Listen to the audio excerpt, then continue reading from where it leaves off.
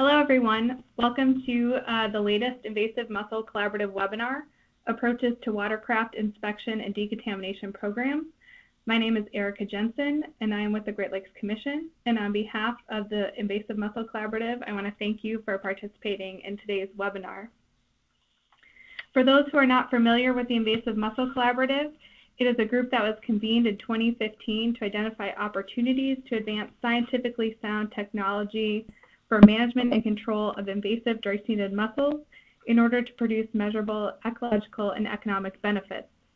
If you would like to know more about the collaborative, we encourage you to visit the website at www.invasivemusselcollaborative.net.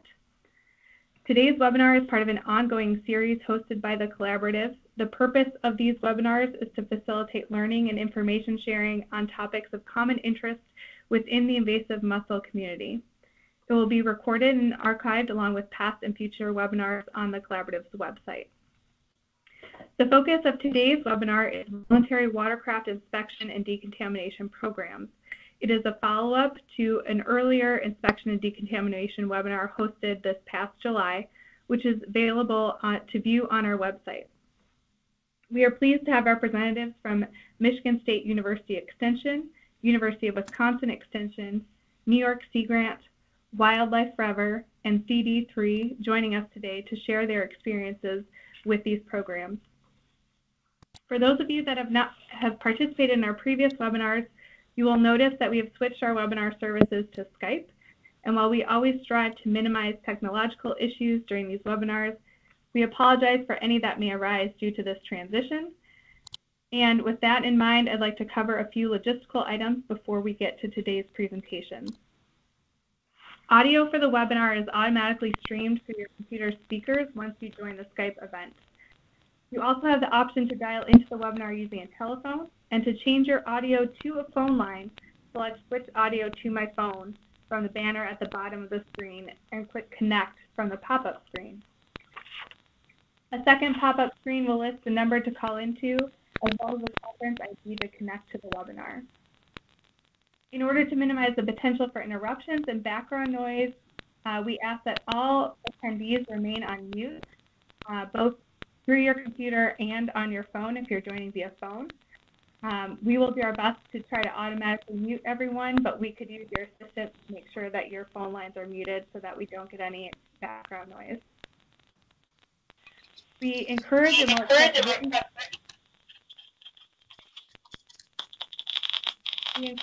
accept written questions from attendees during the webinar. If you have a question, you may type it into the chat box signified by the chat bubble icon in the lower left-hand corner of the webinar screen. Questions may be submitted at any time during the webinar, and depending on time, we may answer one or two questions following each presentation, but the majority of questions will be addressed after all the presentations have been given. We will do our best to take all questions and comments during the webinar, and if you need to leave before we have gotten to your question, we encourage you to review the webinar recording that will be posted on the website to hear the question and the answer. If you're experiencing technical difficulties, you can send a message through the chat box and we will do our best to help you. To view presentations in a full screen format, you will need to change your screen layout to Content View. And to do this, you can select the layout icon in the upper right corner of your screen, indicated by the red circle on the slide that's being shown, and choose Presentation View or Content View. So with that, we will get to our first presenter of today.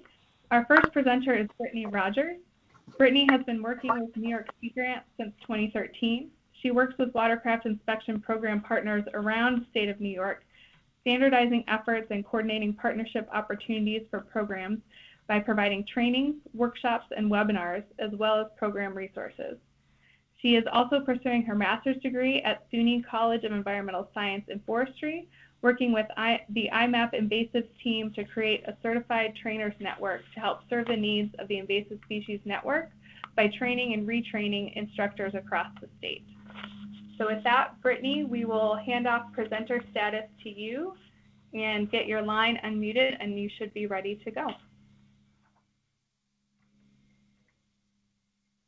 Can you hear me okay? Yes, we can. Perfect.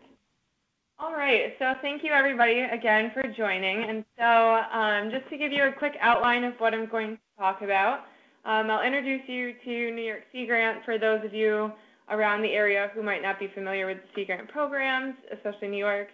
A little bit about our activities in New York State around aquatic invasive species, and then get into some of the different programs and opportunities that we have around New York as a whole.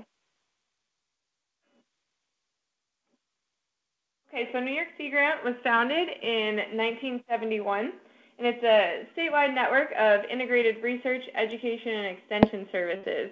And so we have people located around the state, and that includes on the western end of New York, in the Lake Erie and western part of Lake Ontario region.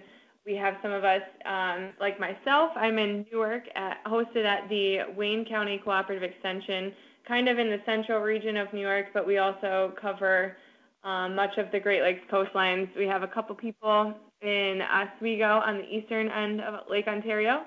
We also have staff in Ithaca, and then down in the New York City and Long Island region, as well as the Hudson. So we basically cover a majority of the state, and there is a little bit of a gap up in the northern region of the state, but our neighbors at Lake Champlain Sea Grant, they cover that part. So we basically have all of New York covered with Sea Grant work.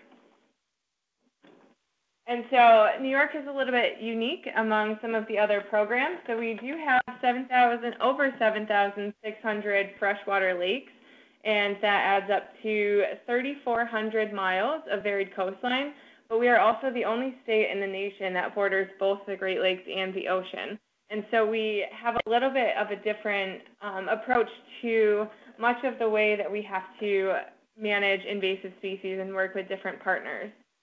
And so as you can see on the map on the PowerPoint, we have multiple different watersheds and different connections to all the different areas. So our western end, we do have Lake Erie and then Lake Ontario, and then all of our interior lakes within the state as well. And so it's said that within the 20 million people that live in New York, 85% of those live within the coastal regions, including these inner freshwater lakes.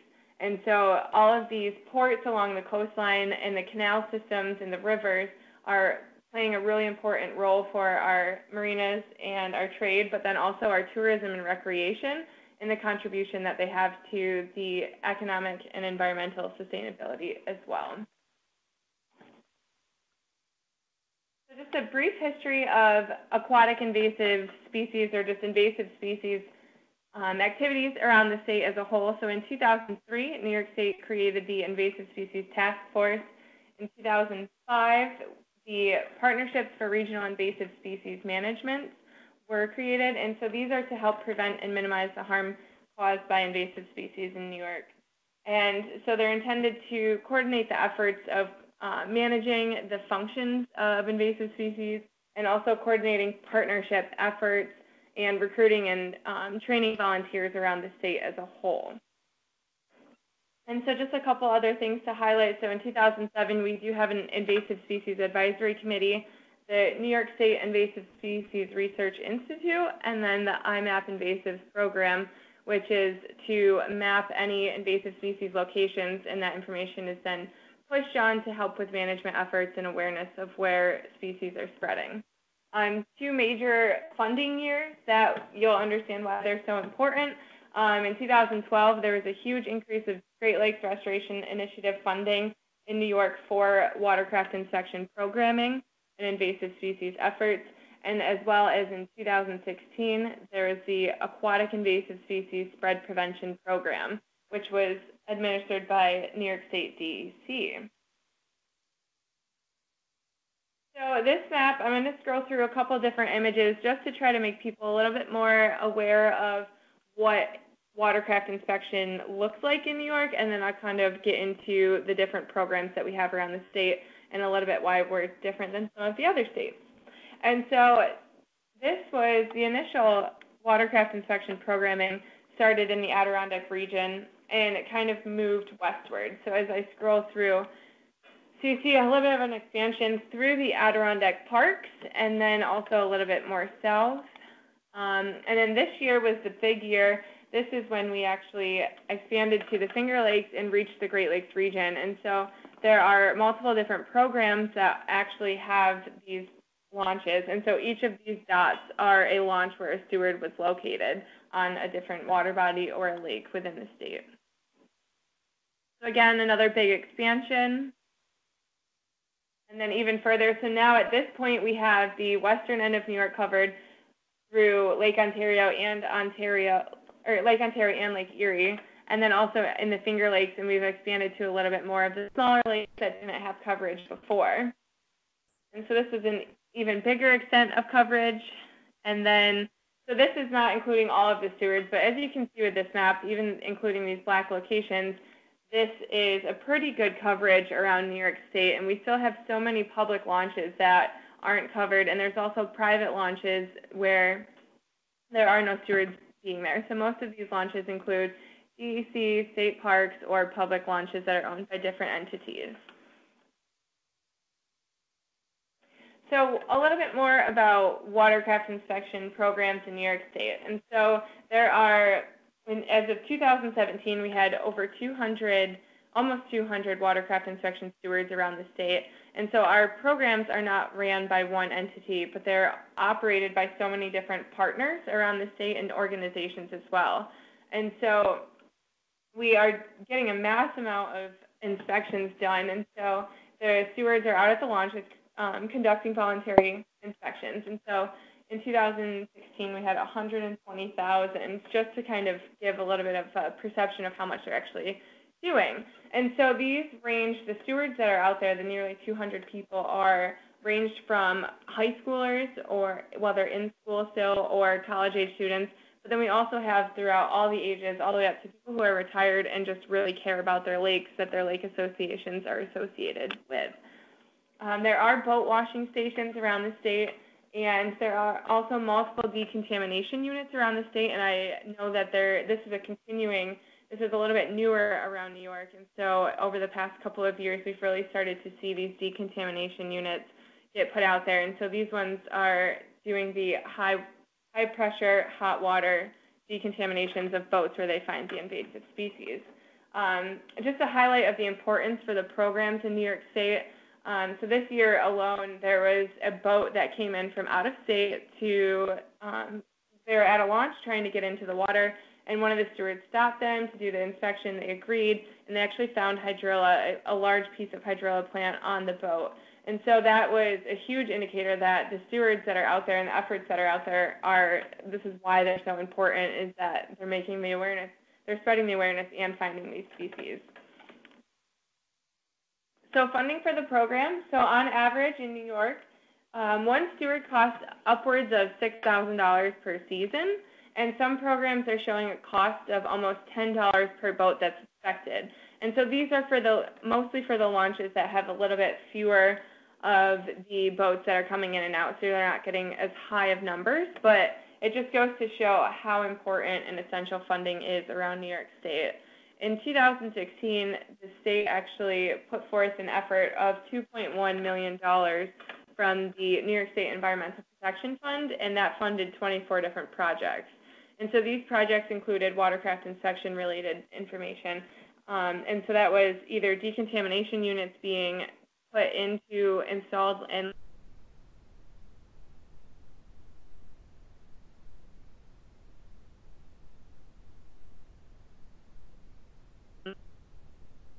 as well. And so some of the big federal grants that have definitely helped with watercraft inspection in New York is the Great Lakes Restoration Initiative, and the state grants, again, that DEC has administered that program. But then also the collaborations with the multiple partnerships around the states. And so we have municipalities and lake associations that are very passionate about their water bodies located in their regions. And so they actually set aside funding for stewards and help with some of the costs of the program. So some of the regulatory efforts that also help with the programming around the state is there is an effort for signs of clean, drain, dry, or clean, drain, treat in New York State that have to be at all public boat launches so that there's the awareness. Whether there's a steward there or not, people are seeing that information. But then also the Part 576 and then the other two with DEC and Office of Parks, Recreation, and Historic Preservation, saying that if boats are launching or retrieving their watercraft, they have to take spread prevention methods. And so that's the Clean, Drain, Dry is the campaign, but in New York we are saying Clean, Drain, Treat, and so that includes drying and rinsing. Okay, so now I want to touch base on some of the programs around the state. And so the Adirondack Watershed Institute is kind of the big program. So they have over 119 stewards in 2017 covering 62 different launches. And so many of these launches are just public water bodies. And if you look at the map in the lower left-hand side, you can kind of see the huge range that they cover. And so there are 16 decontamination stations around the Adirondack region, and so people from the public can actually go to those, get their boat washed. There's signs that say like free boat washing station. They get their boats cleaned so that they're not transporting. The photo in the middle is actually hydrilla, and so that is the hydrilla plant that was found on one of the boats that had came from out of state. And just another effort that applaud is for that hand you see that's actually covered in zebra mussels, and those were found on a boat that was viewed as clean, but luckily the steward kind of took a deeper look into it and actually found some of these.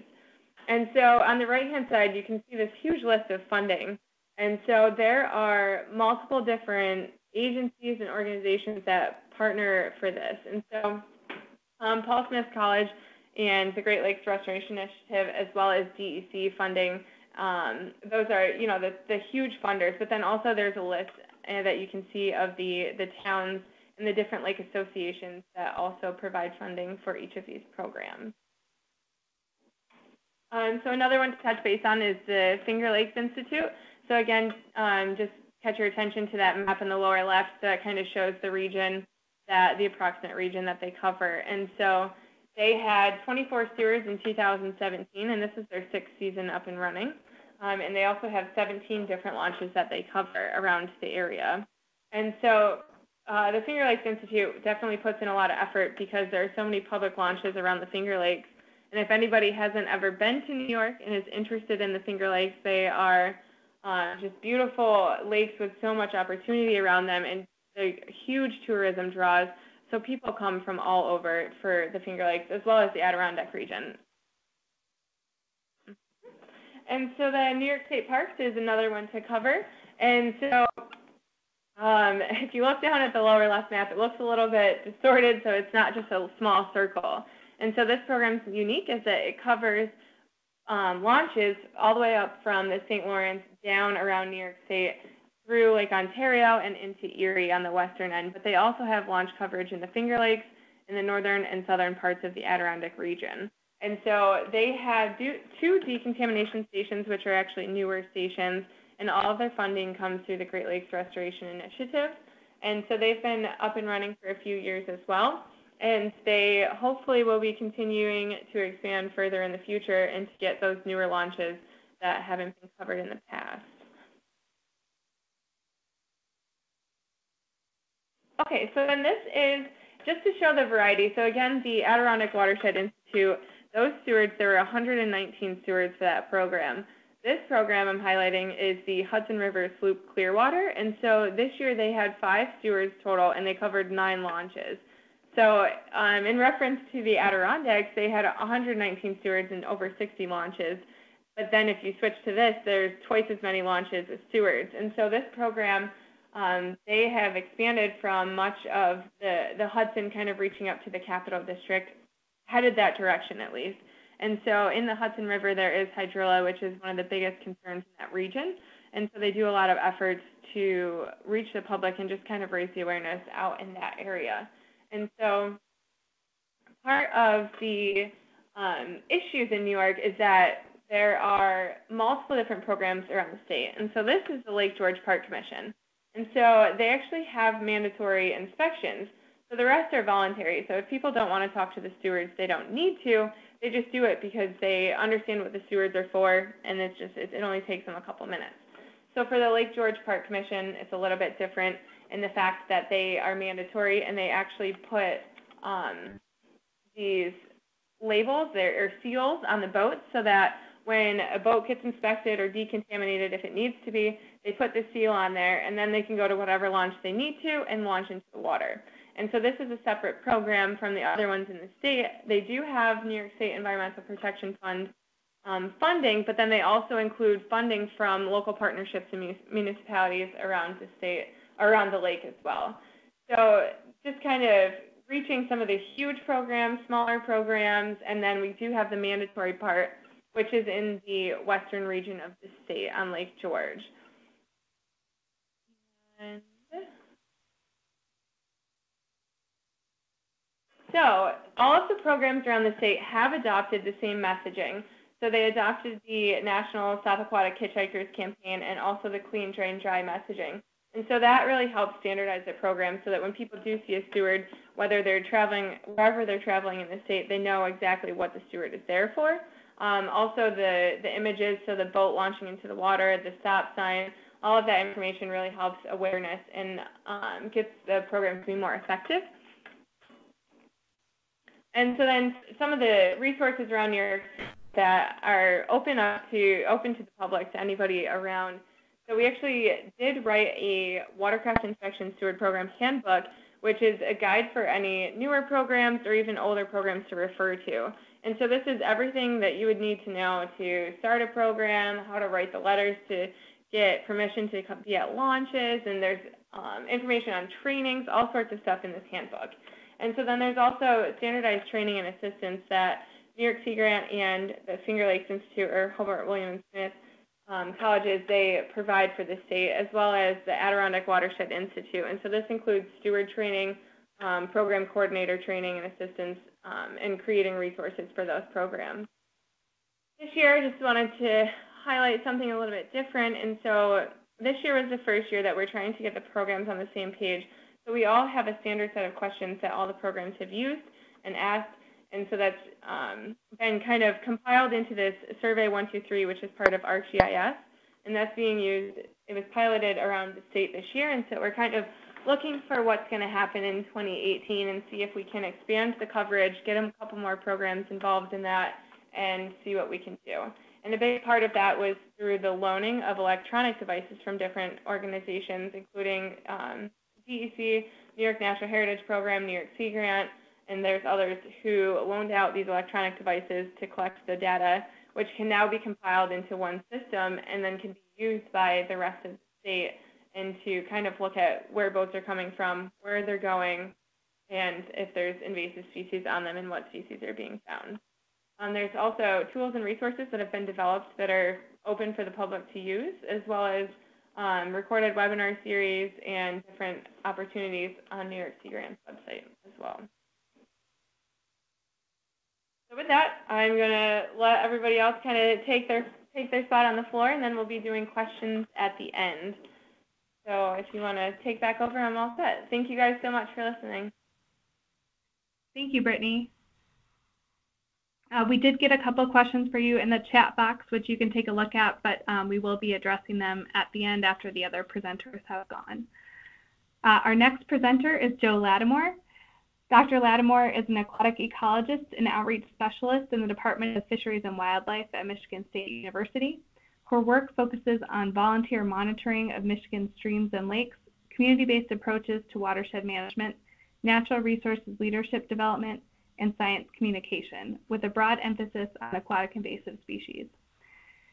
Joe is the director of the Michigan Lake and Stream Leaders Institute, facilitator of the Michigan Inland Lakes Partnership, and provides technical support to the MyCore Cooperative Lakes Monitoring Program.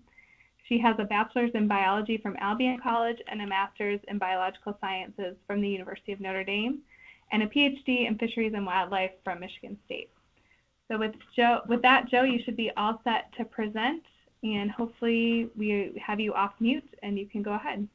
You may have to hit *6, or you should be good now. Looks like I'm good. Can you hear me? Yes. Great. Okay. So thanks everybody, and thanks Brittney for kicking us off. I'm going to just spend a little time talking about some of the work we're doing in Michigan with voluntary boat decontamination. So what we're looking at here is a program that is completely voluntary. Michigan does not have any mandatory boat inspection programs. And what we had learned through research prior to the beginning of this program is similar to what we've seen in other states. Boaters tend to be aware of aquatic invasive species. They're not necessarily sure what they can do to stop them. And so we knew that we had some good passive outreach underway in Michigan. Passive meaning we had a lot of signs out, and we had billboards, advertisements in fishing magazines, things like that. Brochures, displays, but we weren't doing a great job of talking to people about boat cleaning. We weren't talking to people and demonstrating decontamination.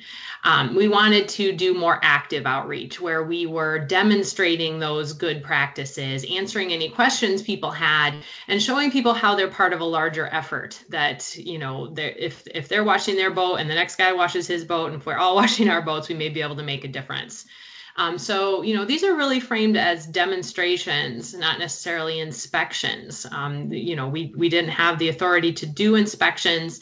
And so we're out there trying to demonstrate best practices. We do in Michigan, I'll just add as a side note, we do have a Clean Boats, Clean Waters program. That's one of these programs focused on training volunteers to do demonstrations and inspections. But that's not what I'm going to be talking about today. Today, I'm going to be talking about our mobile boat wash program. So this conversation went on with our partners about what we could do to do more active outreach. So we talked with partners at the U.S. Forest Service, particularly the Huron-Manistee National Forest, and also at the Michigan Department of Environmental Quality. And we agreed that a mobile boat wash outreach program was our logical next step for active outreach. And we all had something to bring to the table. The Forest Service had some money from Great Lakes Restoration Initiative. The DEQ had equipment. They had a mobile boat wash station, a decontamination station. And we at MSU, we had students looking for experience with natural resources outreach and looking for summer jobs. And we all could contribute knowledge and expertise in addressing aquatic invasive species issues. And so this partnership developed for Michigan's mobile boat wash program. So the model that we're following, first, it requires these mobile boat wash units. So if you have not seen one, here's an example. This is one of the actual units that we use. There's several manufacturers of these pressure washers, but this is the one we've chosen to use. They cost us, for a model of this size, about $20,000. So it's a substantial investment. And basically what you have here is a pressure washer that generates hot water. So there is a gas-powered generator that runs the pressure washer, and also a diesel burner that heats the water to about 140 degrees Fahrenheit. While the unit does have the capacity to include soap or chemical additive, we do not use that. We only use hot water under pressure. There is a clean water tank that holds the wash water. There's also a vacuum infiltration system, so we're able to capture all the wash water and vacuum it up into a recovery tank. So we're a self-contained kind of unit. We recover all of the water and are able to transport it off-site, so we don't have to worry about either invasive species or other organisms that are coming off the boats or trailers we're washing. Also, we're concerned about containing any kind of metals or oils, boat fuel, things like that come off. So we're able to control all of that through this unit. You can see some photos here of the unit in operation with some of our seasonal staff running it. First, I'd draw your attention to the containment mat. You'll see in all those photos, the boats we're washing are on a containment mat. So that's where all the wash water and any debris or materials that come off the the boats we're washing end up. And we're able to, the lower right corner shows the vacuum attachment that we're able to take in that water, transport it off site. We actually do dispose of all of the wash water through the sanitary sewer system, that we don't do ground disposal of that water just because of the possibility of chemical contaminants like fuels, oils, paints, metals, things like that. So it's a completely self-contained program. We have a number of attachments that we use. Typically, we're using the spray wand, just like you would use at the car wash. But there's also attachments like the one in the upper right that allow you to reach underneath the trailer, underneath the boats, to spray down where it might be difficult to reach by hand. So that's kind of the equipment that's involved. The next part is actually involving our seasonal staff. And again, being associated with the university, we're able to advertise for student employees. And so we engage students from Michigan State, but also other universities and colleges across Michigan. It's a really great opportunity for these students to obtain experience in communicating with the public about natural resource issues, and also to know what it's like to deal with the public that isn't always excited to be interrupted when they're out for a day of boating or fishing. But we found that overall people are very receptive and interested. And so they learn how to demonstrate these cleaning, draining, and drying techniques, and also explain to boaters how they can do these good practices even when there's not a handy mobile boat wash there or a permanent boat wash station at the areas that they're visiting. The students get a lot of good experience because not only are we out there doing the boat washing, we typically, depending on the space, are able to set up a tent or table with information to draw their attention and get their interests covered for sure. We also find that the students get experience working with media of different types. Often having a mobile boat wash event in a community, especially a small community, is kind of big news. So we work with the local media and provide radio interviews, television interviews. Often we're featured in the local newspaper, and so all of these photos are from different media highlights and stories that came out about our program. And so this is not only a great experience for our students, but it's also a way for us to expand our reach. So not only are we talking to boaters that actually showed up that day, but people are catching the stories in their local newspapers, radio, and TV, which is expanding our message of clean, drain, and dry and aquatic invasive species. Social media is also another area that we focus on. We highlight those events. The students have some fun with that. We did a tour of the Upper Peninsula, traveling around, doing a number of events with local partners up there. And the students dubbed Operation UP, and it actually got a pretty good following on social media, which we got a kick out of, but we're also excited to see that many people that were interested in the work that we were doing. And then finally, working with local partners is a huge part of our efforts. We couldn't do what we do without teaming up with local partners. And there's a number of reasons. First of all, we're able to offer this service and host these events at no charge to local partners because of our funding source. But there's a lot that we wouldn't be able to do or wouldn't be able to do well if we didn't have local partners that we work with. So we're working with groups like lake associations, conservation districts based at the county level here in Michigan, our state agencies, our federal agencies, our cooperative invasive species management areas, which are similar to CWMAs in other states. A lot of different groups are interested and concerned about invasive species and looking to find out what can we do to protect our lake, protect our river from invasive species, and to show people what these simple things they can do. So the benefits to us is that they really bring a local perspective to any boat washing event that we're hosting. They know that water body. They know what fish are there. They know what invasive species are there. They can answer local questions. And they also show a local buy-in to invasive species prevention. That is not just, we're not up in the Upper Peninsula trying to tell people, hey, we're from MSU and you need to do this. It's better if we have some local folks there with us that say, hey, we're from this lake and we hope you'll join us in protecting our lake from aquatic invasive species. So it really helps us with kind of convincing the boaters to agree to a demonstration and a boat wash.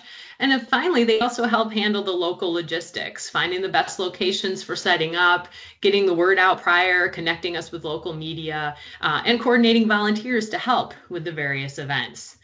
So we started this program back in 2014. It's a 5-year agreement with the U.S. Forest Service. So we just finished our 4th season out of 5. And so far, we've done quite a lot. We've had 180 events across Michigan over those 4 seasons, and those seasons usually run from about June 1 to mid-August. So just kind of during the peak of the boating season. A lot of conversations with boaters and other interested people. We've washed about 1,200 boats, and over 4 years, that might not seem like a lot, but you have to remember that with some of our events, we'll go and spend a whole day and 3 boats will show up. And if we get half of them to agree to a wash, then that's the number we get. But we're still there and we're still being covered. And so the boat wash number isn't the only thing we're looking for. Again, this isn't a mandatory thing. This is voluntary and it's a demonstration. And we get about 45% acceptance rate. And that's an interesting point for us is recognizing that only about half of the people we talk to are interested in getting a boat wash. Which is interesting because we also hear sometimes from boaters that say, why isn't this mandatory? Everybody should be doing it. Maybe if it was mandatory, more people would do it. But at this point, it's more of a demonstration kind of project. And I know there is a question in the chat box about, specific decontamination for motors and impellers and live wells and things like that. And, honestly, because of liability, we don't get inside people's motors and do those kinds of things. Certainly, we have attachments where we could do it, but we choose not to simply because that could open us up to some problems, especially when we're traveling all over the state. We've had over 1,500 volunteer hours contributed in this program, and our social media has really taken off as well. So the message is getting out there and building on these face-to-face events that we're doing. Here's just a quick map that shows the locations around the state of Michigan where we have hosted our events.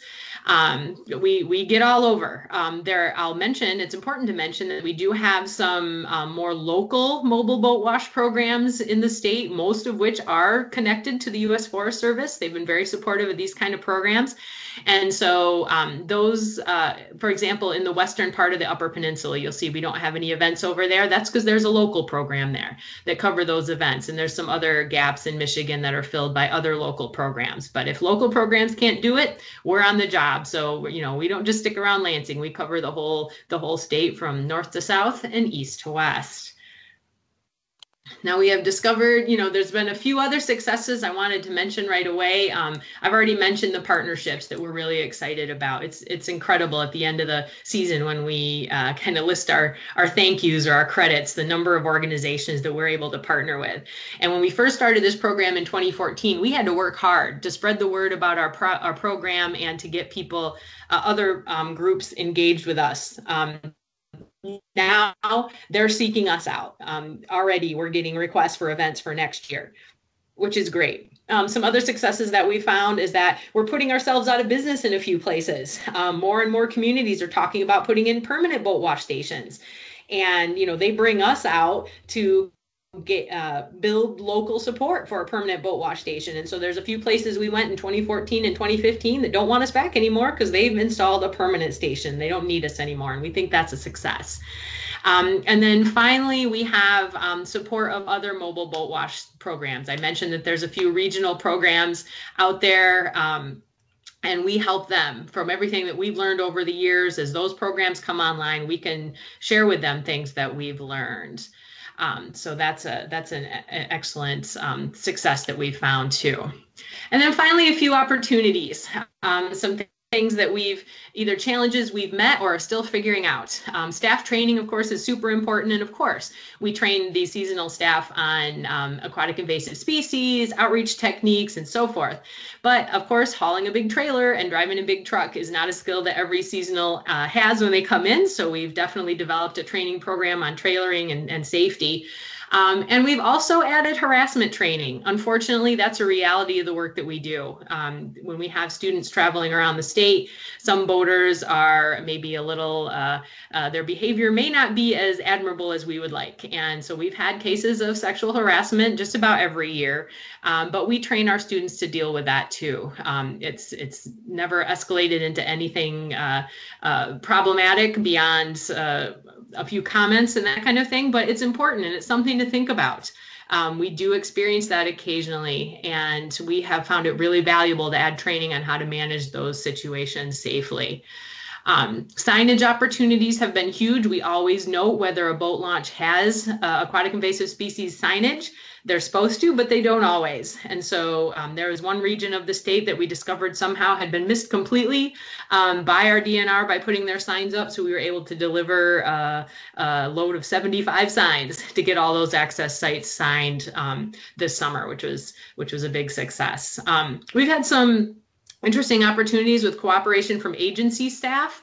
Our local and county agencies are super cooperative. For example, the county Marine Patrol shows up when we happen to be doing an event. They'll pretty much always stop and work with us and let us wash their boat. When state agencies show up and when tribal agencies show up, they usually don't want to talk with us. They have a lot going on, they're in a hurry, and typically don't stop. So we would love to have more cooperation from agency staff on the state and tribal level because I think they can really model best practices. And then finally, we do plan to develop a guidance manual for those, for other organizations that might be interested in hosting or running a mobile boat wash program like ours to kind of share the lessons that we have learned.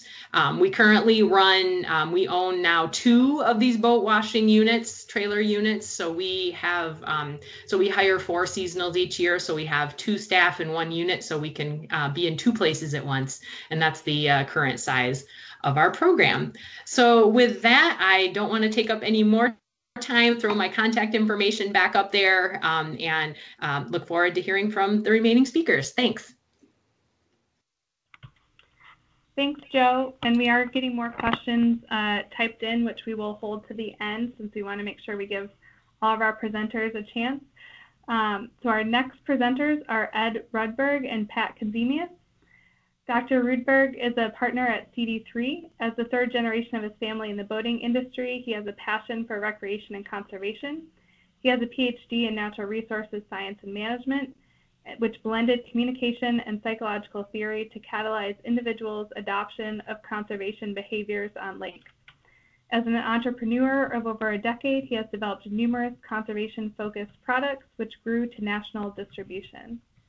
He is formally trained in qualitative and quantitative research methodologies, project management, and various behavioral metrics. He is an avid angler, bow fisherman, hunter, and boater.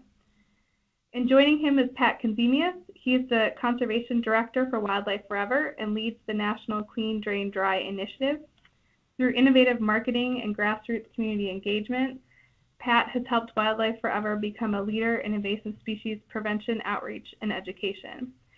Using a partnership approach and collaborative networking process, Wildlife Forever leverages multiple services and resources for consistent invasive species prevention. So welcome, Pat and Ed. Your presentation should be up, and hopefully we are getting you unmuted. Can you hear me, Erica? Yes, we can. Good. Well, thanks everybody for the opportunity to talk with you today about how Wildlife Forever, our partners through the Clean, Drain, Dry initiative and National Outreach Program, work to integrate outreach and education into inspection and decon programs. Some of the previous presenters did a wonderful job at showcasing some of the opportunities for how to do that. And through our presentation, or my presentation today, I'm going to give you specific examples of some of the resources that we have readily available for you to help augment your inspection and decon programs. So the Clean, Drain, Dry initiative was started several years ago to really build a partnership approach around consistent AIS messaging. And we provide innovative marketing tools and outreach to really empower that action at the access and that user-led action of Clean, Drain, and Dry. Many people are familiar with different brands like McDonald's and Philip Morris and cigarettes. And so we take invasive species prevention to a level that integrates marketing and branding. And so we're branding the message of clean, drain, and dry, much like you would see how McDonald's brands hamburgers and creates these iconic brands that have changed and influenced behavior, positive or negative, for our country for hundreds of years. Philip Morris did a wonderful job back in the 50s of communicating how great cigarettes are and how they're throat tested. And we all know today how detrimental they are for everyone's health. But all through branding, people are aware of those products. And we take that opportunity to influence behavior by marketing and advertising clean, drain, dry message. So how do we do that? Well, we partner with many of the presenters that earlier spoke, as well as several of the folks already attending and listening to this webinar. But we work with lake associations, clubs, counties, states, federal agencies, universities, corporations, and foundations. And we do that by providing a lot of grassroots, community-based type of outreach, providing full-service media, anywhere from billboard advertising, print advertising, and a whole array of services to help streamline efforts to do outreach and education that supports the messaging and the actions that you're implementing at the access. And so we do that through products and resources, all again around that consistent clean, drain, dry message. That's the take-home. That's what we want people to remember, and that's what we want them to do. So a lot of our programs and tools are very targeted. We're targeting our outreach to boaters and anglers. We're targeting it to watercraft recreational users. And we do that through multiple touch points. We use highway billboards, print ads, television media, as well as handouts and signage. Signage not only through posters and some of the things that you might see at a restroom, but signage at the access. And we also do quite a bit of social media on our Clean, Drain, Dry Facebook page. So I encourage you all to follow and like that for updates about our program. And one of the advantages of using media of this type is you really generate a low cost per impression. We call that CPM, cost per thousand. And when we're evaluating the cost of our programs, outreach and education is definitely something we need to consider because it reaches so many people for so few dollars. I'm just going to give you some of the examples of some of the graphics that we utilize. Again, here's a billboard where we're targeting that watercraft recreational user, that pleasure boater, that skier. Again, a nice positive message with that take-home being clean, drain, dry. That's the action. That's what we want people to do. And so we promote that first and foremost in how we present our materials. Again, we list partners at the bottom of most of our graphics to really reiterate that this is a collaborative. It's really a network partnership that makes this work with funding from a variety of partners. One of the newer tools that we've developed this past year are vehicle wraps and boat wraps. And here's an example of how we've taken the message to basically a mobile billboard. And those folks that have decon units that are trailering those mobile decon units, this is exactly what we did here in Itasca County. The county came to us and said, we've got a trailer vehicle that's going to be hauling a decon unit. They used it as an opportunity to get that message out throughout the community, and so we developed this neat vehicle wrap. And again, these are resources that we can help you design and procure. Another way to really drive home that message where you want folks to remember how to clean, drain, dry at the access is through print ads. And it's a simple way, it's a very cost-effective way to get the message in front of your audience. Again, very targeted based on the publication that you choose. But again, we have those partnerships and those relationships in-house ready to go. And so if this is something that's of value or where we can help you with, let us know how to do that. We've got the graphics already designed, and we can help with those with that outreach.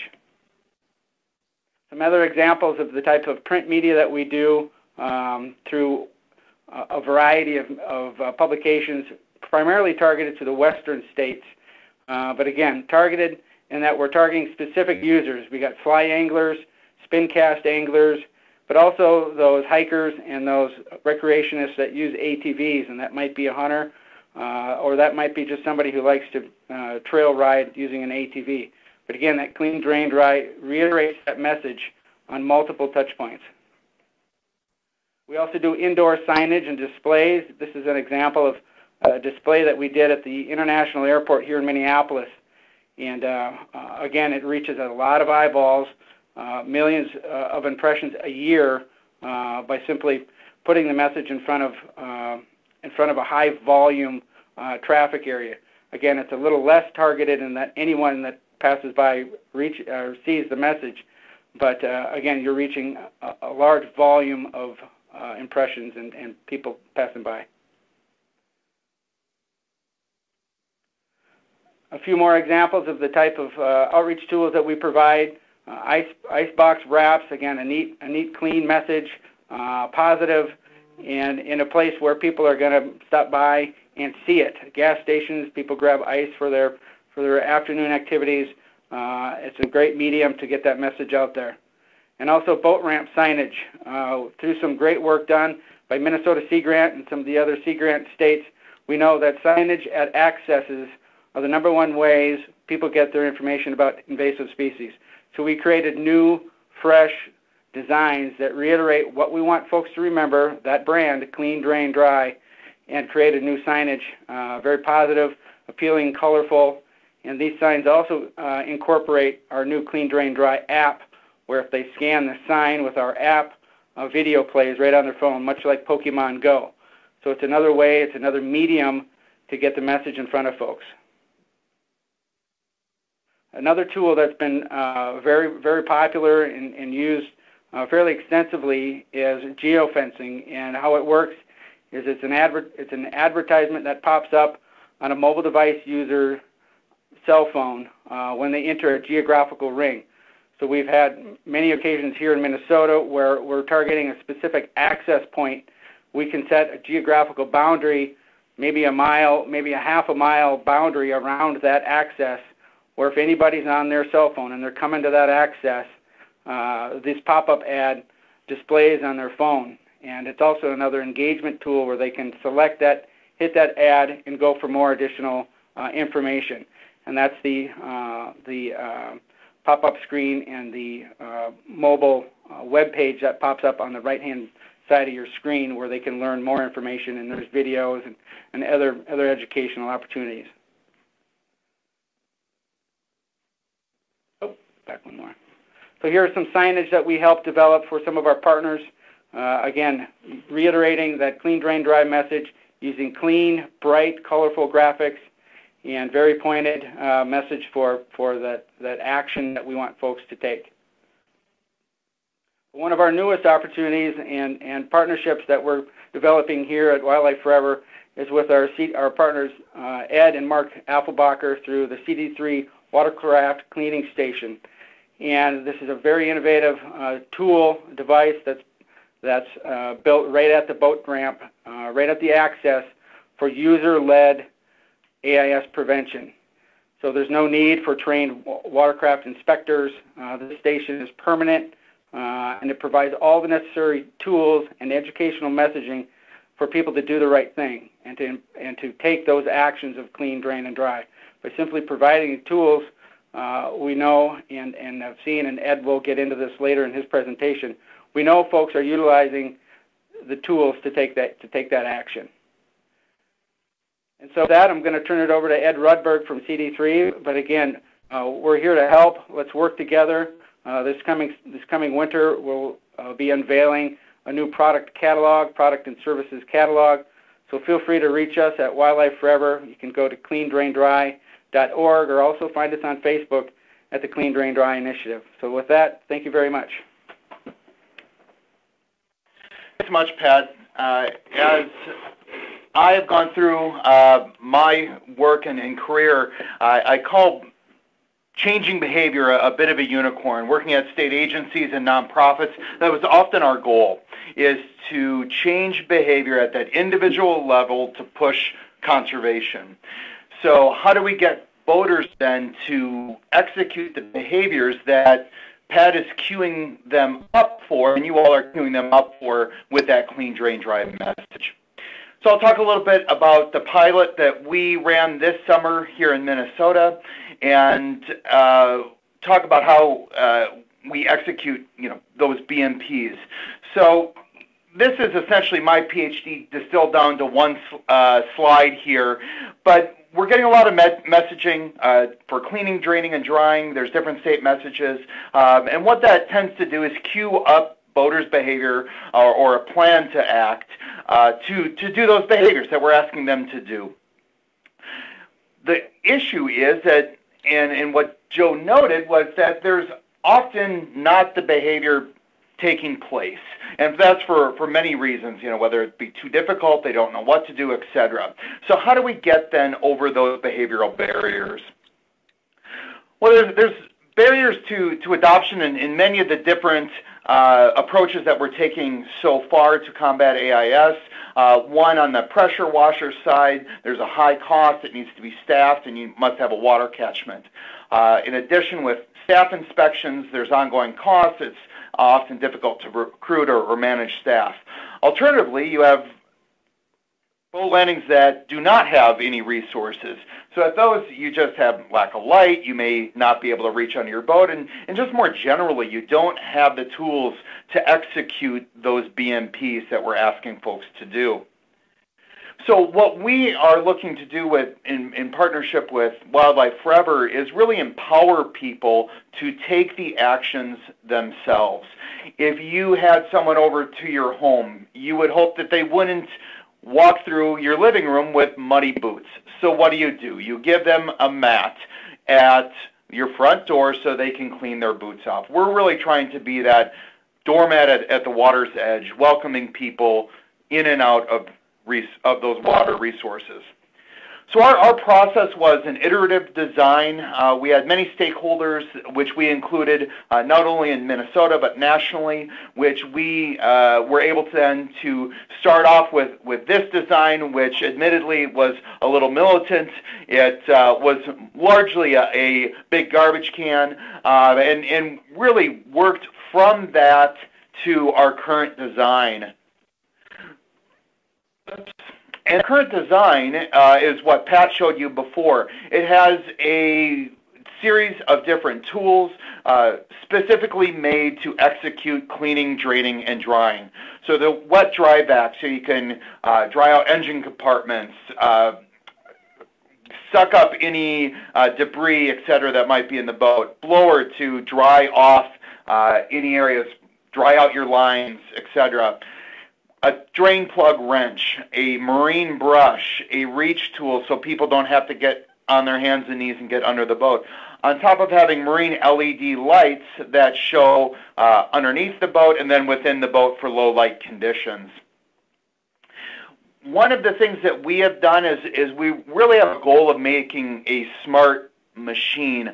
I'm a bit of a data dork, and so my issue has always been with education and outreach. Unlike marketing for, say, McDonald's, they can correlate their marketing spend with increases in sales.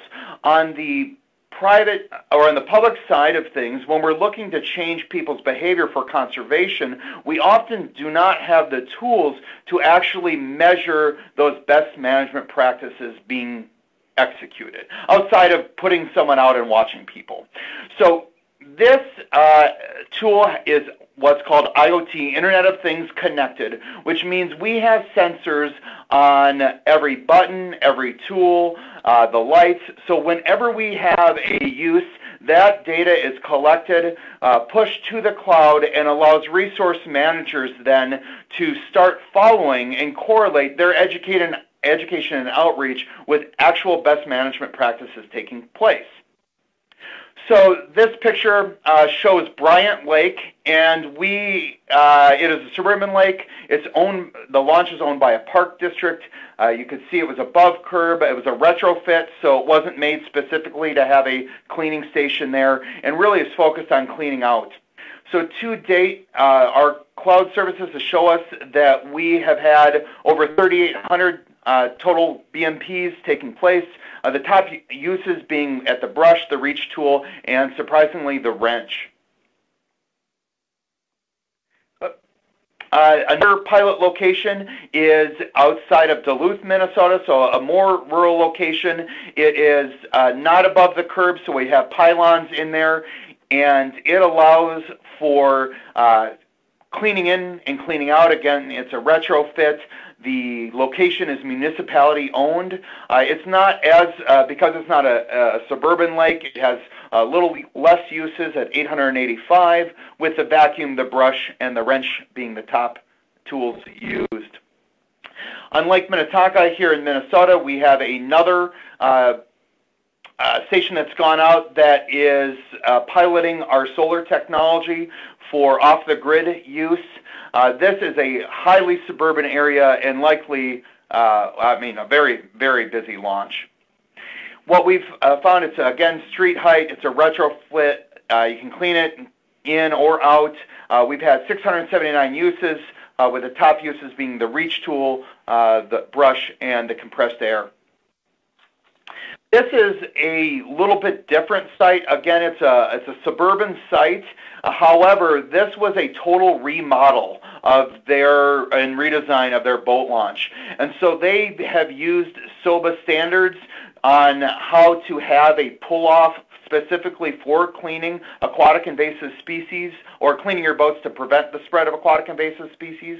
And what we found is that they have had 435 uses even since September 22nd. So in a time where we're starting to ramp down uses, we're seeing, or just uses of the boat ramp in general because it's not summer anymore. We got a ton of uses, and we think that's largely in part to the specific design of the launch. Again, top uses being the grabber, the brush, and the blower. What we found is that in general, the stations are being used. Luckily, we have not had any any of the sites vandalized yet, so that's been fantastic. We found really low operations and maintenance. Our IoT platform also monitors how full the vacuum is, so we can have a Porta-John company come and service that as needed rather than a regular service schedule. So that's really kept down the costs, as well as we have roughly $5 a month for electric costs. I would be remiss if I didn't say a thank you to our nonprofit partners. The Clean Water, Land, and Legacy amendment through the Outdoor Heritage Fund was a funder of the project. Wildlife Forever has been an ongoing partner. The National Fish and Wildlife Foundation was a funder to the project.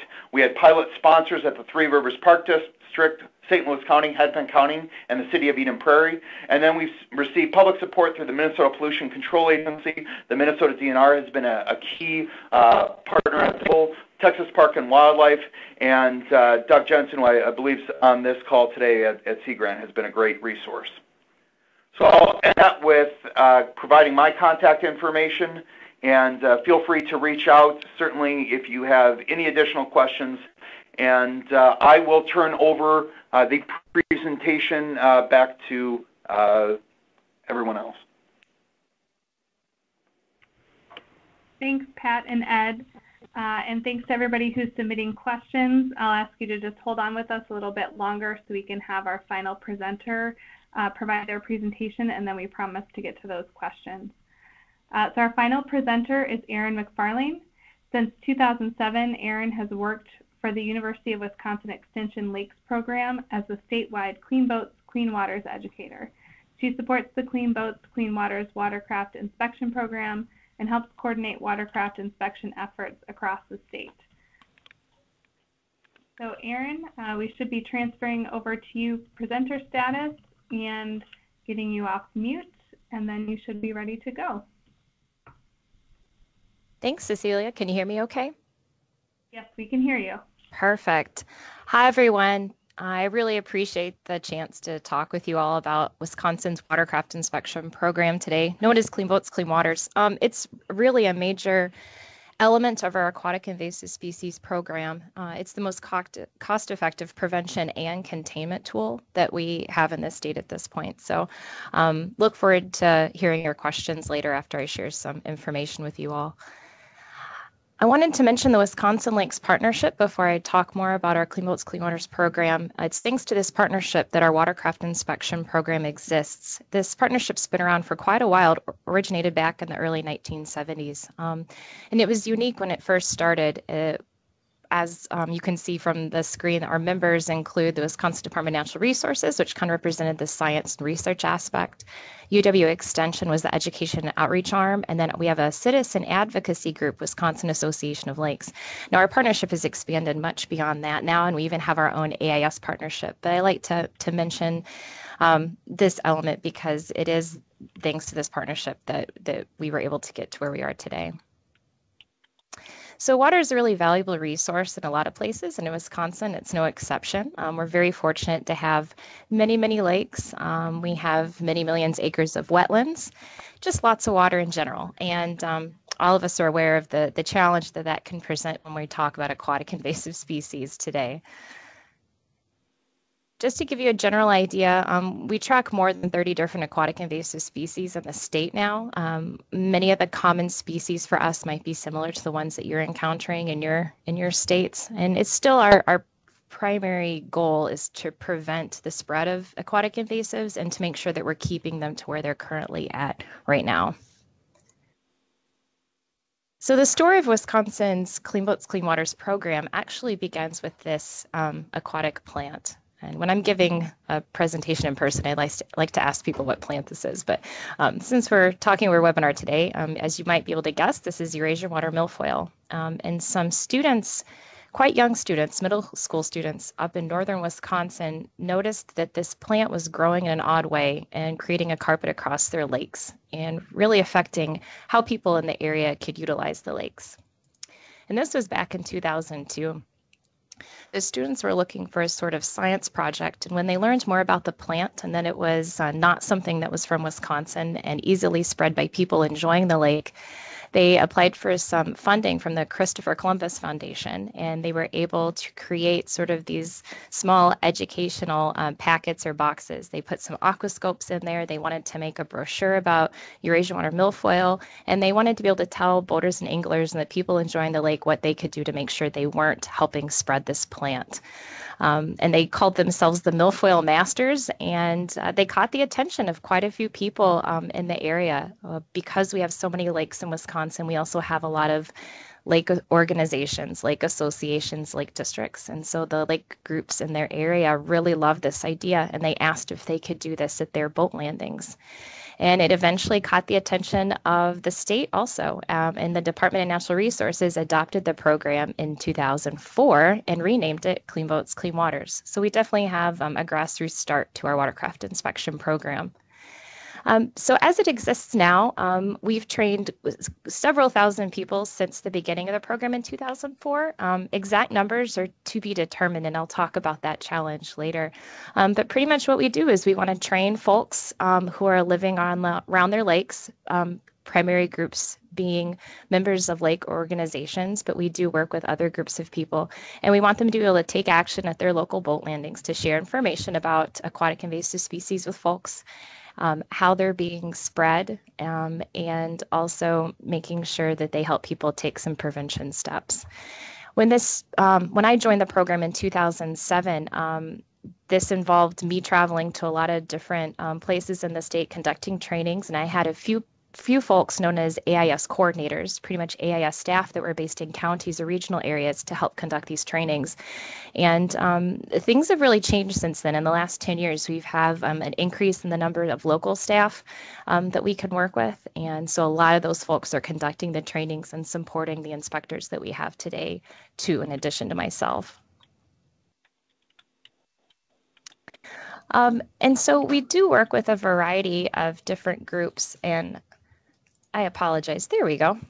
We work for a variety of different groups, and I mentioned the lake organizations. That probably makes up the primary group of folks that are out there doing our watercraft inspections, but we do have Department of Natural Resources staff that conduct inspections for us. There's not as many as there used to be back in 2007, so it's still primarily a citizen-based effort, but we also work with some Department of Natural Resources conservation wardens who help enforce the regulations regarding aquatic invasive species in the state, and so they're a huge help to us as well. We work with student interns on Lake Winnebago, one of the really large lakes that we have in Wisconsin. We rely heavily on our UW Oshkosh student interns. They go out, they help conduct inspections and share information with folks who are visiting Lake Winnebago. And we also work with UW Sea Grant in the state on our Great Lakes, on Lake Michigan and Lake Superior.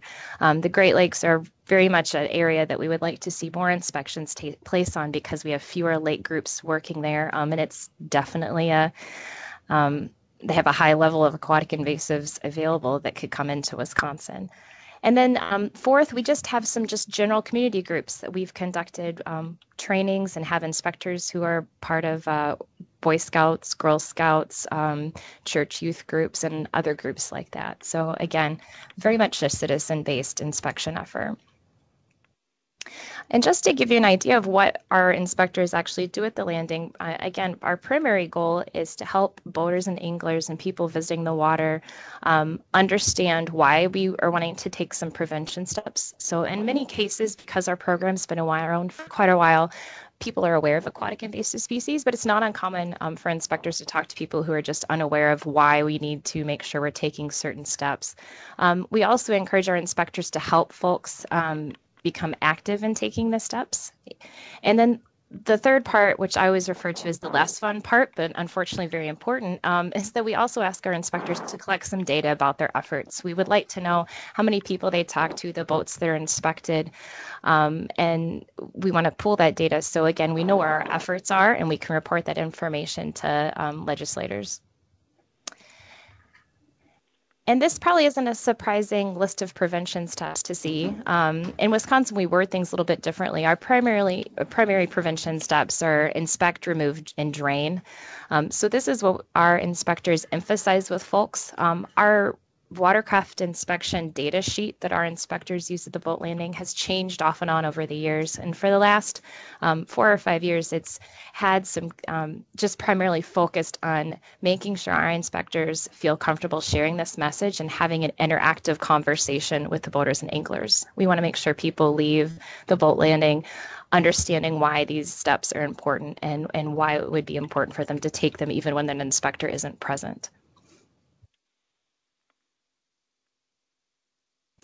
I don't have our watercraft inspection data form on this presentation just because it'd be very difficult to see, but I do have some of the data that we can just generally share with you. Again, those prevention steps that I showed on the previous slide is primarily what makes up our data form, and they are all backed up by aquatic invasive species regulation now. So they are the law that people need to inspect their boats and remove anything they find before entering the water or leaving the landing. And they also can't enter the water with any water in their live wells, so it needs to be drained before they leave the landing or enter the water also.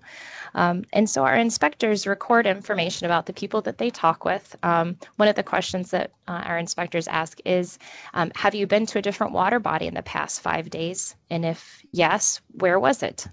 We just like to collect that information. And recently, I just got an email a couple weeks ago from one of our excellent database folks who work with the database where all of this information goes into. They're saying that they're really working hard on getting a boater traveling pattern online tool. So at least this might help lake groups look at where folks are coming from before they visit their boat landing and where do they go afterwards. So for 2017, we do have some data, but it usually takes people until, the end of the year to enter all of their data. So the numbers that I have to share with you today are from 2016. But, we've been very fortunate to see the number of boats inspected and the number of people contacted and the hours that we spent increase since the beginning of the program. And I get nervous every year because at some point, we're going to see a leveling off. How high can you go? We're not necessarily always increasing the number of inspectors, but we we do have some pretty impressive numbers that we're proud of, and we hope to continue to contact a lot of people and see a lot of boats be inspected. And this is just a graph of the change in the number of boats that we've been able to inspect over the years from 2004 until 2016. 2016 saw quite an increase from the year before. And then I have one more graph to share also that just shows some other information that we ask on our Clean Boats, Clean Waters forum. We ask folks if it's okay to ask them a few questions when the inspector begins talking to them. And then we also want to know if they've ever spoken to someone wearing the Clean Boats, Clean Waters blue t-shirt before. Have you ever talked to someone like an inspector this year? And so we have some of the numbers that we can share from that. And I think that's interesting to know that we're still the yeses to that question are still outweighing the no's, which is good to know.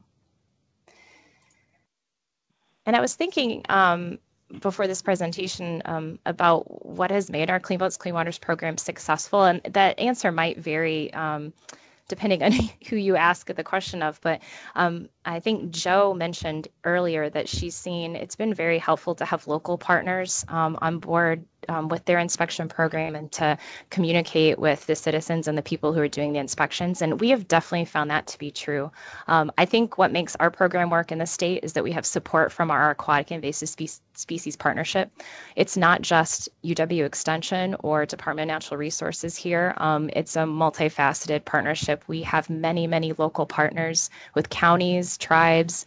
Some are regionally based with nonprofit organizations. And then I mentioned some of our UW partners, like at Oshkosh or with Sea Grant.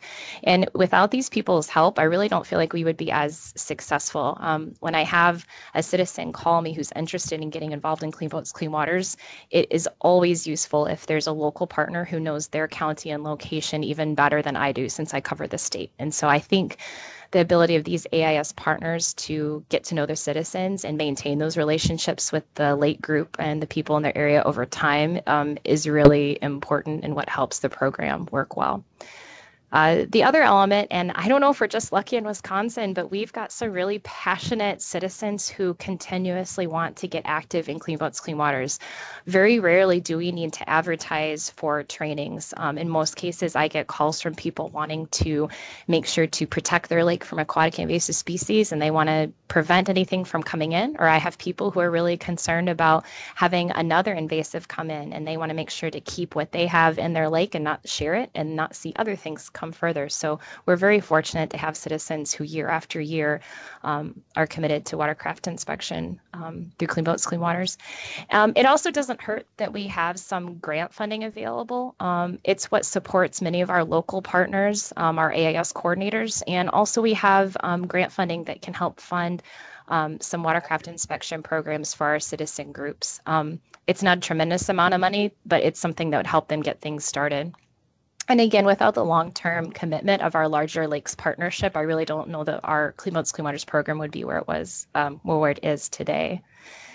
And then, of course, we all have our own sets of issues or challenges. And so we can always talk about more successes and challenges. There's probably some I haven't thought of, but the key ones that come to mind, I'm a real people person. I like working with citizens and our inspectors. And one of the real challenging parts is you also need to collect data about what you're doing. You need to know where the trainings take place, who the participants are, et cetera. Because we have a variety of different AIS partners and things that conduct our trainings, that can sometimes be challenging to get all of that information and be able to show a really clear, accurate picture of our efforts and how many trainings take place and how many people we have that have been trained in our watercraft inspection process. And then just the element of asking our citizens who are being watercraft inspectors to enter data can sometimes be daunting. I don't think that's unique in Wisconsin. I think asking anyone to use computers or technology and they're not being used to it can pose a problem. But that's just something we're continuing working on, doing a better job of making things easier and run more smoothly and reporting data more accurately. So a benefit of the grant funding that we have that I mentioned in the previous slide can also be a challenge too, because the grants only run for a certain period of time. It often means that we lose staff in certain areas. So we may have a county that a coordinator has built a wonderful relationship with a group of folks, and after a couple of years, they're just not there anymore. And so trying to figure out how we can do a better job of filling those gaps and not seeing the loss of some of the local knowledge would be really useful. And even though, like I said, our citizens are fabulous, we always want to know how to make sure that we're retaining people for as long as possible. It's the nature of volunteering that people sometimes get burnout. So we always want to make sure that we're doing a better job of letting folks know they're being appreciated and then how important their work is. And I'm going to talk more briefly about our decontamination and what's going on with that in Wisconsin. As I said, I primarily work with our Watercraft inspection program, and we've focused less on decontamination because of the aspect of liability, how to staff units.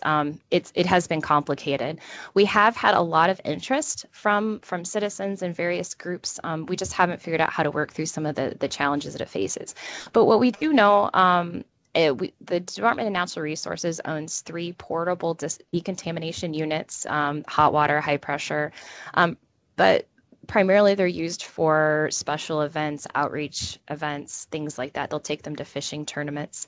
So it's not something that used widespread. The Forest Service also owns a few. I am not certain about the number that they have, but we could find that out if people are interested.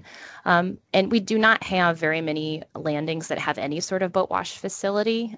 So whether it would be cold water or high pressure, we don't have a lot of that yet at our landings. To go along with the decontamination units that the Department of Natural Resources has, however, we definitely have protocol that the Department of Natural Resources staff and anyone associated with the DNR, so their contractors, any agents of the state, it's protocol that they need to follow. You can find the protocol at the link that I shared down there. There's even an online training program that's available too that contractors need to go through. And so if there are any decontamination questions later, I'd be happy to try to answer them. And if I can't, because it's not my specialty, we can definitely find folks who can help you with that. And so with that, I'll wrap my time up until and see what kind of questions everyone has. I just wanted to acknowledge the fact that Paul Skowinski, my coworker, is very creative in carving aquatic invasive species themed pumpkins, and so he let me use his photos. But thank you very much for your time today. Thank you, Erin.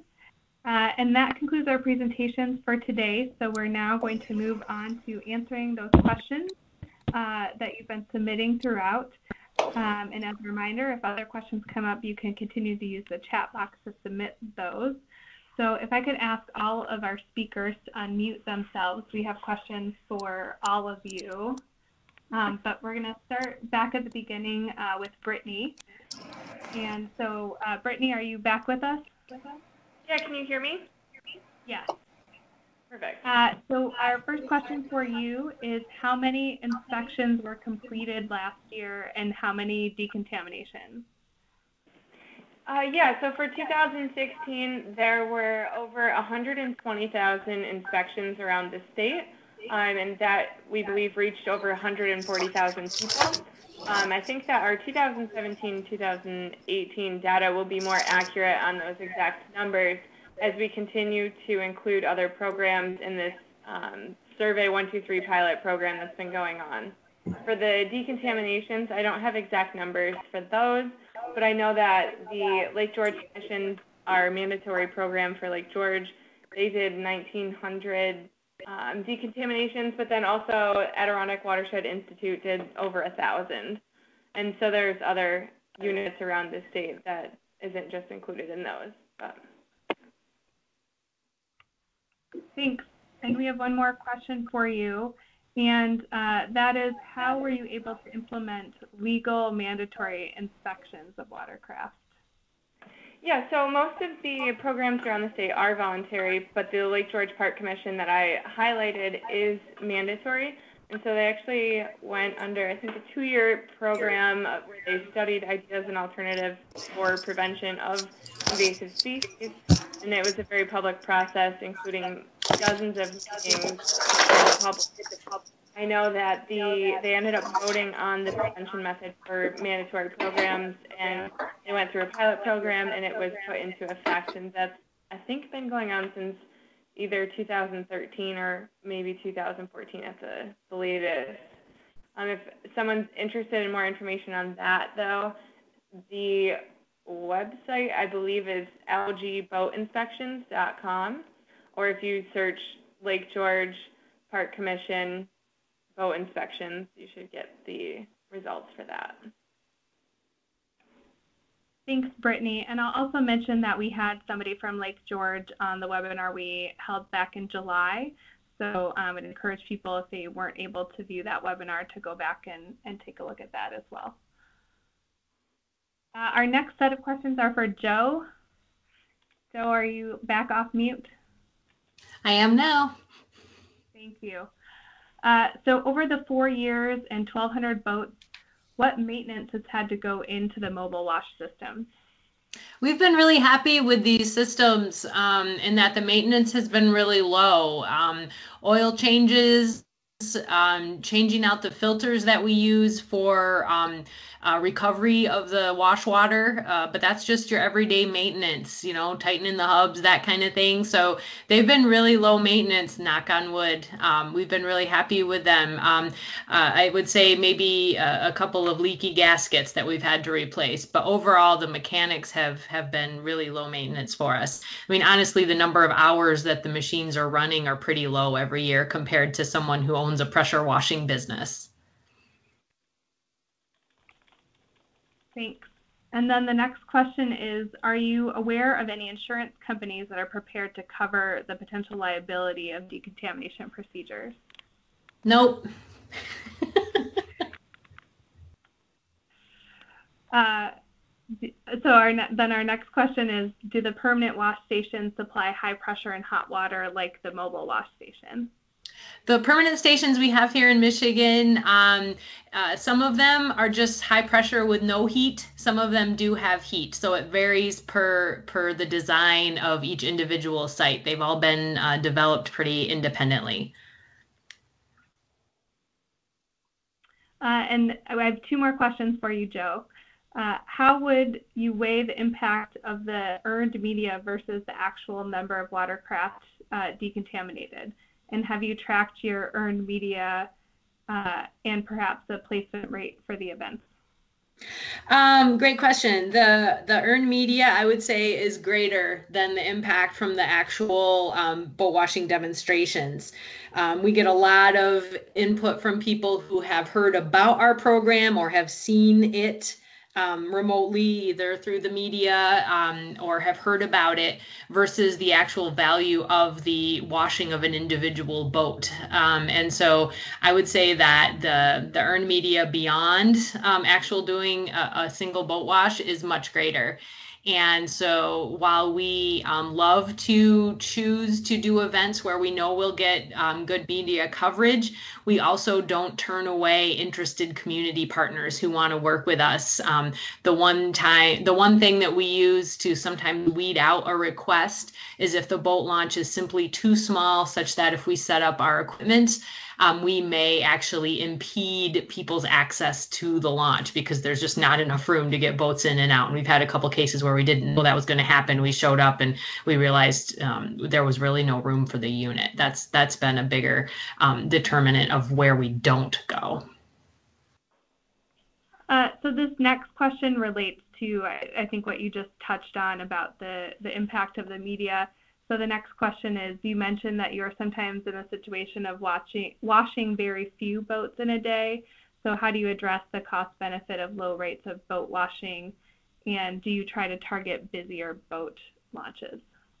If we get, competing requests on the same day from a place we know we're going to get a lot of traffic and a place that we don't, sure, we're gonna take the busy launch first.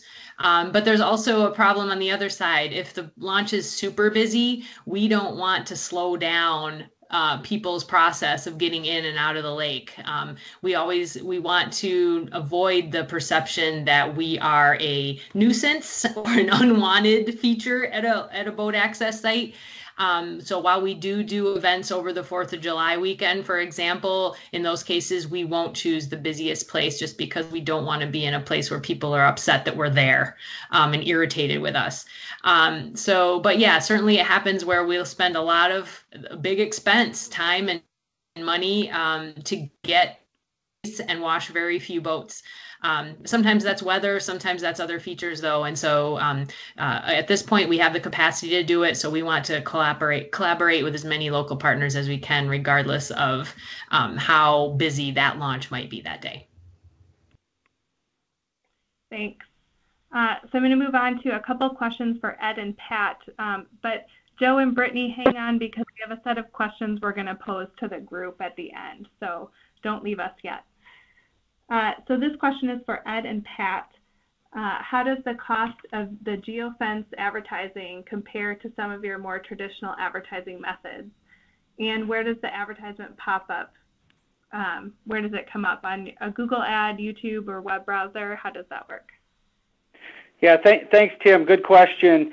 The cost for geofencing ads is usually around $15 per 1,000 impressions, and it works by using a software database called the COM1000, where the technology pulls and serves ads based on an algorithm for some of the top 1,000 websites in the country.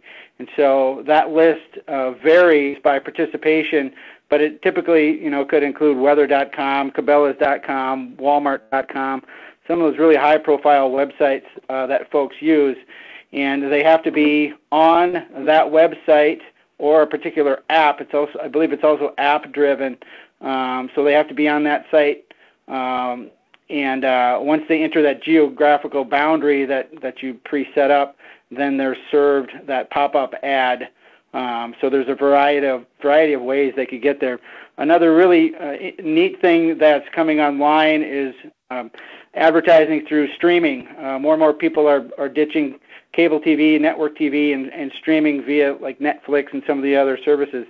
So we're also working with agencies to identify how to better target our demographic and users using streaming, which is also highly targeted by zip code, age demographic. So there's a variety of tools that we can help deliver that message.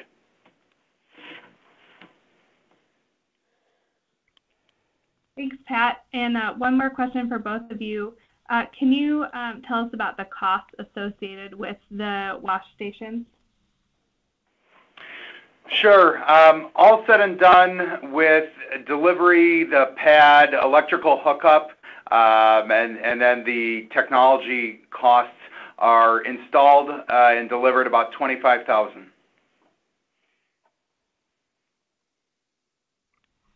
Thanks. So I'm going to switch over to Erin here briefly. We have a question for you. Could you clarify what you meant when you said agents of the state in your presentation? Sure, it just means anyone representing the state or funded by the state.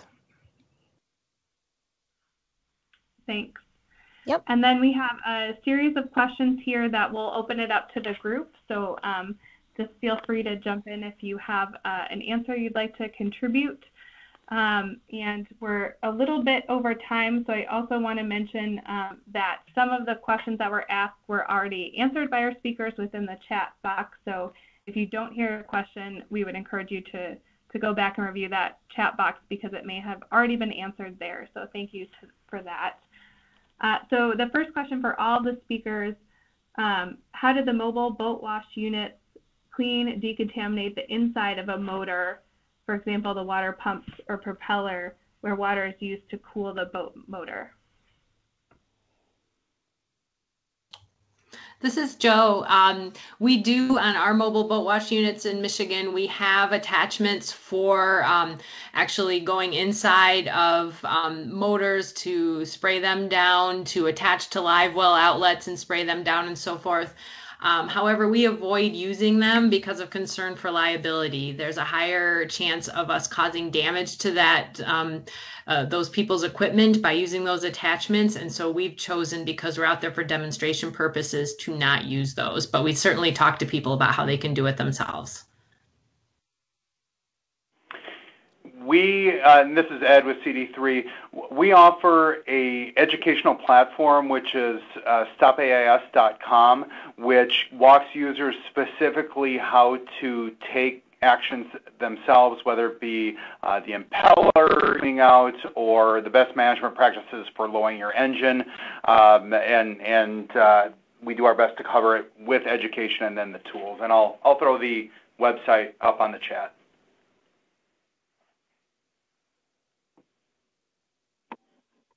This is Brittney. So some of the programs do actually flush the actual engines and motors. However, not all of the programs do that and actually connect up to it, again, for the same reasons as Joe, for liability and concerns. Thanks. And we had a related question about the live wells in fishing boats. So if you have any additional to add about the live wells, we have folks who would be interested in hearing that as well. This is Ed. We encourage people to suck out the live wells with our vacuum and then blow dry them with the air compressor, and that's including the line.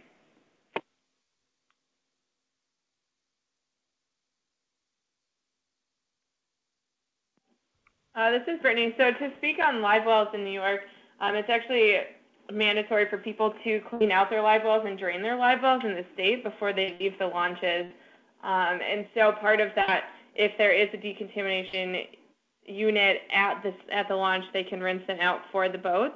However, a lot of people have been towel drying, making sure they're draining it fully and towel drying instead if there's no units there.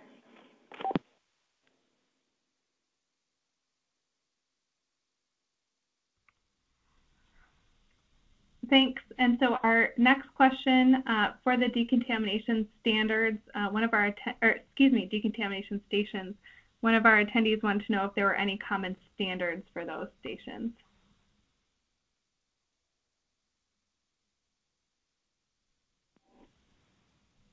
I can start off with that one. And so because we have so many different programs around the state, each of our programs have a different approach to it. So the mandatory program at Lake George, if they consider your boat dirty, you have to get the decontamination, otherwise they don't get the seal.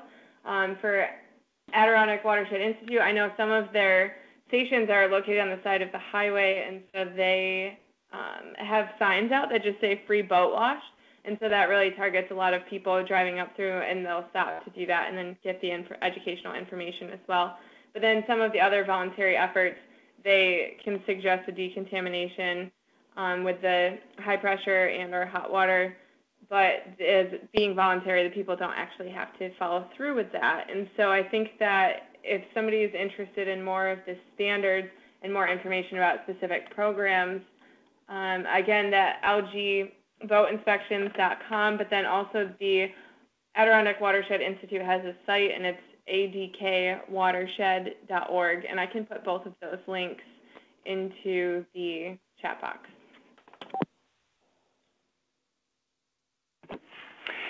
As far as self-decontamination is concerned, what we used we developed our tool and our educational platform was based on the state of Utah. They have a self-decontamination protocol and that they have put out, and as well as with in conjunction with the Minnesota DNR and the state of Texas, from cleaning, draining, and drying steps, what folks would like to see. But I don't think there's necessarily a standard.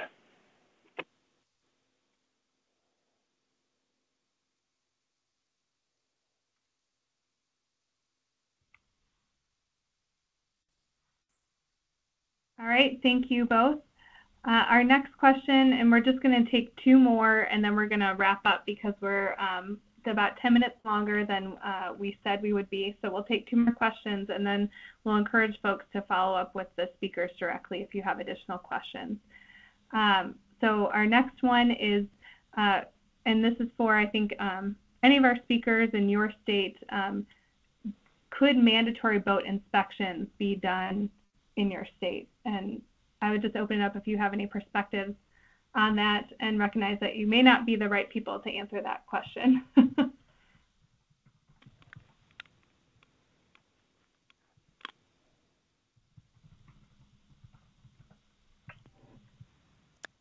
Cecilia, this is Erin. Go ahead, Erin. I guess they could be done in Wisconsin if we had citizens who were interested in seeing that happen and wanted to lobby for that and have rules that required that occur. I don't know that we're close to that in the slightest, in my opinion, but that's what I know for us from our standpoint. This is Joe in Michigan, and I would echo what Erin said. In Michigan, there doesn't, although we do get some individuals asking, why don't we have mandatory inspections in Michigan? By and large, I think there's not the political will for that right now, and I'm not sure if that'll change. Maybe it will with continued outreach about the importance of these kind of activities. I also agree with that. And so we do have the Lake George mandatory program, which is just for Lake George. And so they mimicked the Lake Tahoe program. And I think that for all of us, the voluntary programs have been very successful in reaching people, and sometimes becoming mandatory can cause concern for the public, and they get higher concerns of what is happening and what the messages are that they're getting. So I think that it is possible. It's just the amount of effort that goes into it. So. And we do have a comment that was submitted in follow-up to this question that currently Wisconsin does not have the legislative authority to require decontamination. So thank you, Bob Wakeman, for providing that additional comment. We have one last question, like I said, and then we're going to wrap up today, but would encourage you to reach out to speakers directly. Our last question is, if you don't have 140-degree water, is bleach or vinegar a better decontaminant, and in particular for zebra mussels?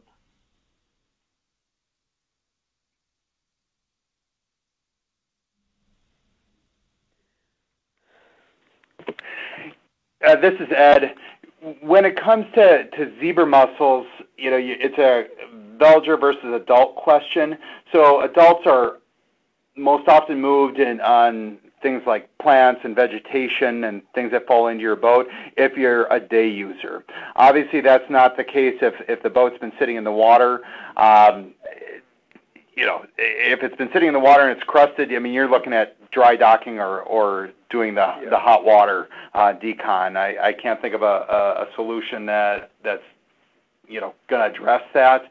Obviously, with bleach, you're going to have issues because it's toxic and using it by the water body. Vinegar has been suggested, but I'm not sure if the efficacy of that truly has been tested. There's some different folks looking at organic acids as a solution or in solution to address that issue, but in using things like citric acid, but I don't know any other options.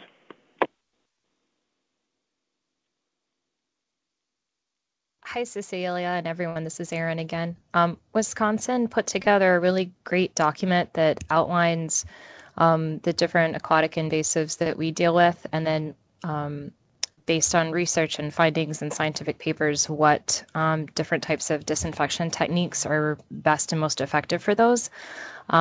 I don't know if Bob has that document hidden somewhere. It is linked on the disinfection page, but I'm having trouble accessing it. But if you guys want to be patient and then revisit the Wisconsin's disinfection and decontamination page, I would bet we would have it linked soon, if that helps.